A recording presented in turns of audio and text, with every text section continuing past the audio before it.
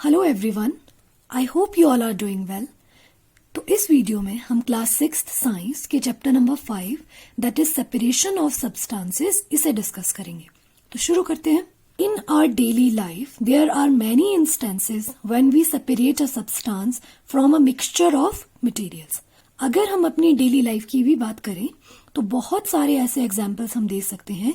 बहुत बार हम एक मिक्सचर में से उसके अलग अलग कंपोनेंट्स को अलग करते हैं, जैसे कि tea leaves are separated from the liquid with a strainer while preparing tea. जब हम चाय बनाते हैं तो चाय की पत्तियों को हम अलग करते हैं एक छन्नी यूज करके, स्ट्रेनर यूज करके। Grain is separated from stocks while harvesting.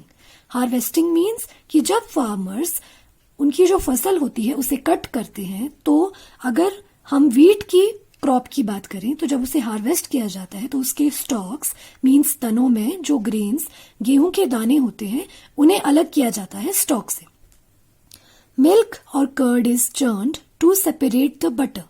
दूध और दही को चर्न्ड मीन्स मंथन करके, इट मीन्स कि हम उसे स्टिर करते हैं मिल्क और कर्ड को। क्यों? ताकि हम उसमें से बटर को अलग कर सकें। Cotton is separated from seeds to form cotton fiber by ginning process। और ये तो हम चैप्टर नंबर 3 में भी पढ़ चुके हैं कि हम कॉटन को सेपरेट करते हैं उसके सीड से by the process known as ginning, ताकि हमें कॉटन का फाइबर मिल सके और सीड्स अलग हो जाएं। तो ये कुछ ऐसे एग्जाम्पल्स थे जहां पे हम एक मिक्सचर में से उसके अलग अलग कंपोनेंट्स जो हैं उन्हें सेपरेट कर रहे हैं। इसके अलावा भी हम बहुत से ऐसे एग्जाम्पल्स ले सकते हैं अपनी डेली लाइफ से जहां पे हम क्या कर रहे हैं, we are separating a substance from the mixture.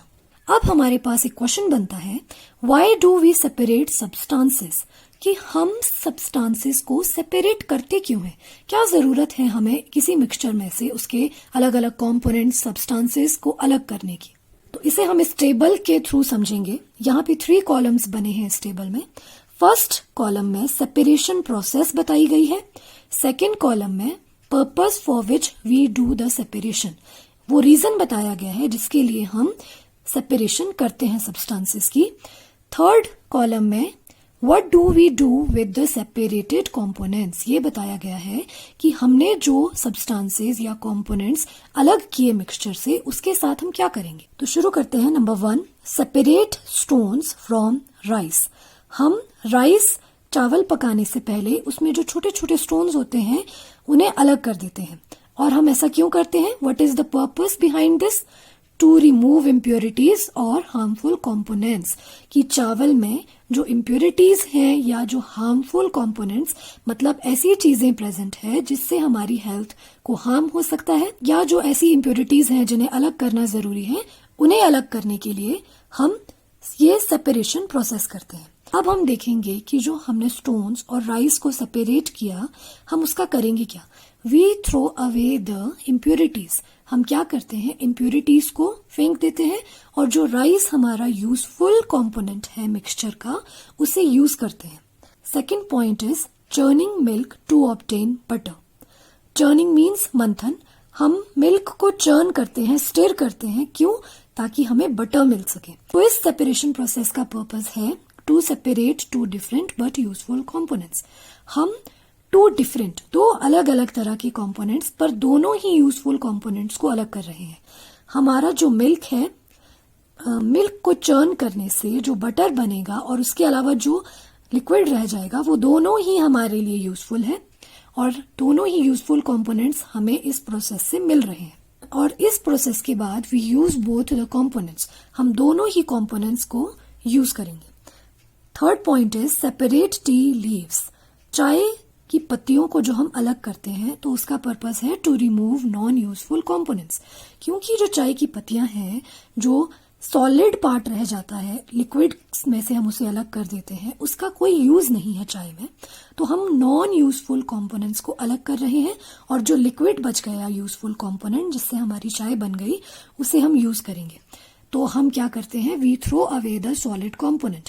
जो सॉलिड कंपोनेंट मींस जो चाय की पत्तियां हैं उन्हें हम अलग करने के बाद थ्रो अवे फेंक देंगे और जो लिक्विड बच गया उससे हमारी चाय बन जाएगी। तो इस टेबल में हमने जितने भी पॉइंट्स डिस्कस किए उससे हम एक इम्पॉर्टेंट कंक्लूजन निकाल सकते हैं कि before using a substance we need to separate harmful और non useful substances that may be mixed with it. Sometimes we separate even useful components if we need to use them separately. कि किसी भी substance को use करने से पहले हम उसमें से जो हार्मफुल या नॉन यूजफुल मतलब जिनका कोई यूज नहीं है ऐसे कंपोनेंट्स को अलग कर देते हैं जो उसमें मिक्स हुए हों. कई बार हम ऐसे कंपोनेंट्स को भी अलग कर देते हैं जो सभी यूजफुल हो और अलग करने के बाद हम उन्हें सेपरेटली अलग से यूज कर सकते हैं. Now, the substances to be separated may be particles of different size or materials. These may be solids, liquids or gases. अब जो सब्सटेंसेस हम अलग कर रहे हैं मिक्सचर से वो पार्टिकल्स भी हो सकते हैं अलग अलग साइज के या सेम साइज के पार्टिकल्स या मटेरियल्स भी हो सकते हैं मींस जिनका साइज सेम हो या फिर वो सॉलिड स्टेट में भी हो सकते हैं लिक्विड स्टेट में भी हो सकते हैं गैसियस स्टेट में भी हो सकते हैं. अब एक और क्वेश्चन बनता है how do we separate substances mixed together if they have so many different properties. अगर सब्सटेंसेस की इतनी अलग अलग प्रॉपर्टीज हैं जैसे कि कोई सॉलिड हो सकता है कोई लिक्विड हो सकता है उसमें से कोई गैस की फॉर्म में हो सकता है और उनके साइज अलग अलग हो सकते हैं तो इतनी डिफरेंट प्रॉपर्टीज होने के बाद हम अलग अलग सब्सटेंसेस जो कि आपस में मिक्स हो चुके हैं उन्हें कैसे अलग कर सकते हैं कैसे सेपरेट कर सकते हैं. तो इसके लिए हमारे पास अलग अलग मेथड्स हैं सेपरेशन के जिन्हें हम वन बाय वन डिस्कस करेंगे. The first method we have for separation of substances is hand picking. अब hand picking को समझने से पहले हम एक एक्टिविटी डिस्कस करते हैं.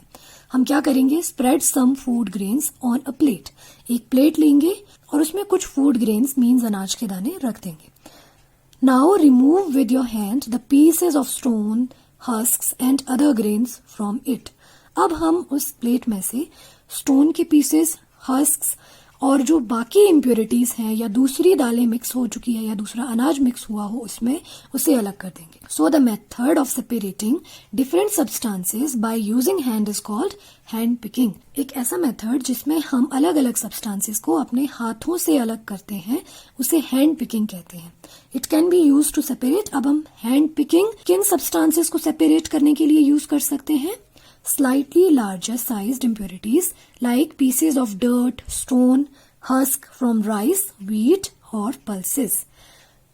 ऐसे components को या ऐसी impurities को हम किसी एक मिक्सचर में से अलग करने के लिए हैंड पिकिंग को यूज करेंगे जिनका साइज दूसरे वाले कंपोनेंट से थोड़ा सा ज्यादा हो.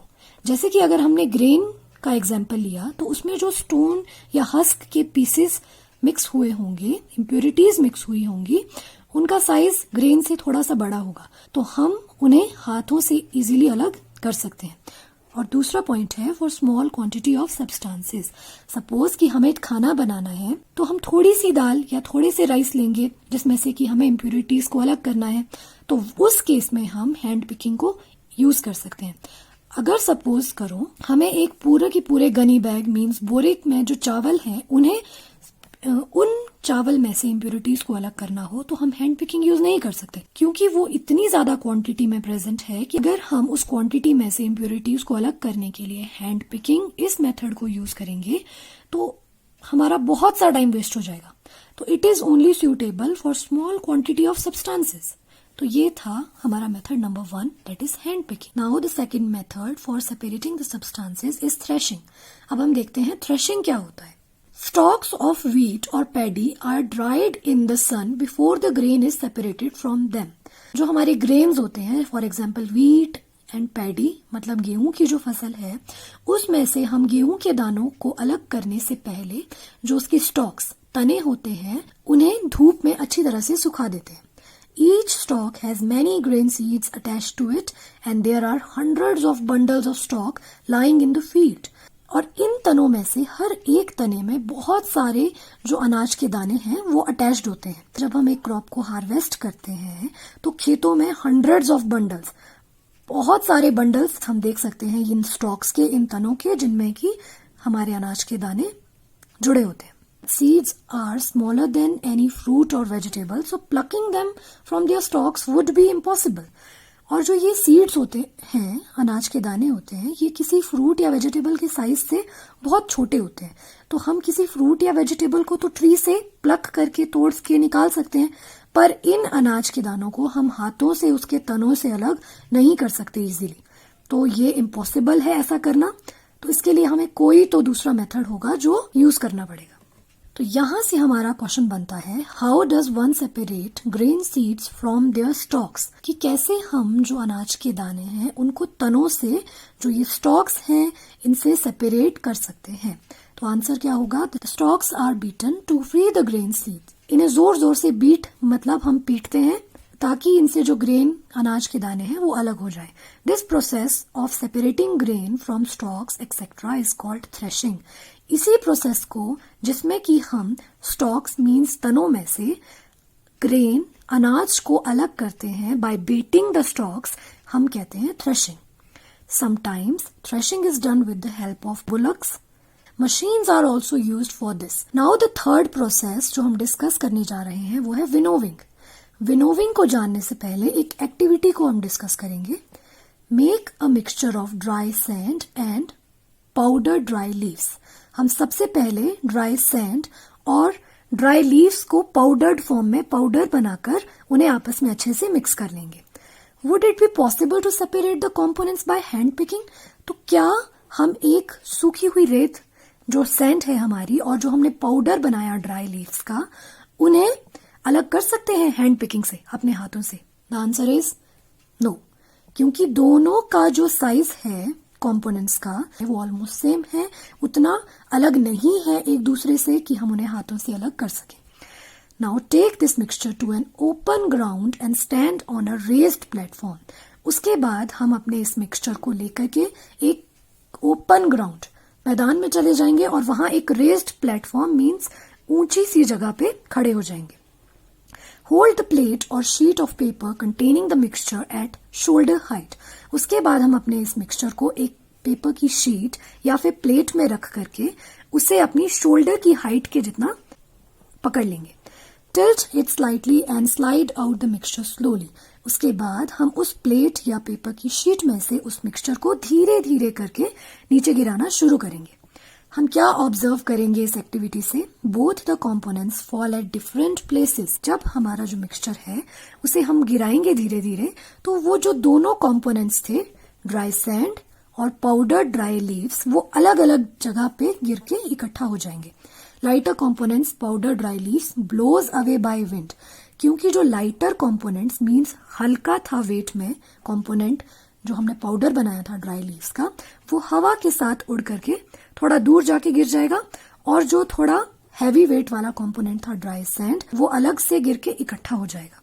तो इस तरह से हमने ड्राई सैंड और पाउडर ड्राई लीव्स को अलग कर दिया with the help of wind. So the method of separating heavier and lighter components of a mixture by wind or by blowing air is called winnowing. तो winnowing means एक ऐसा method जिसमें कि हम heavier और lighter components means कि एक भारी component और एक हल्के component of a mixture को अलग करते हैं, या तो हवा की मदद से या फिर एयर ब्लो करके लाइटर कंपोनेंट है उसे अलग करते हैं हैवियर कंपोनेंट से। इस प्रोसेस को ही हम क्या कहते हैं? विनोविंग।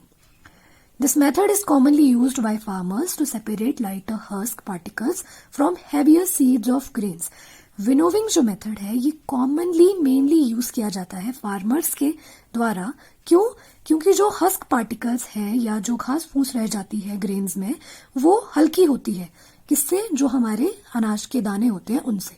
तो उसे हम इस प्रोसेस से अलग कर सकते हैं। क्या होगा? जो अनाज के दाने हैं वो हैवी होने की वजह से अलग एक हीप मतलब ढेर में इकट्ठे हो जाएंगे, और जो लाइटर हस्क पार्टिकल्स थे, जो घास फूस उसमें होगी, वो हवा के साथ ब्लो करके अलग से इकट्ठी हो जाएगी।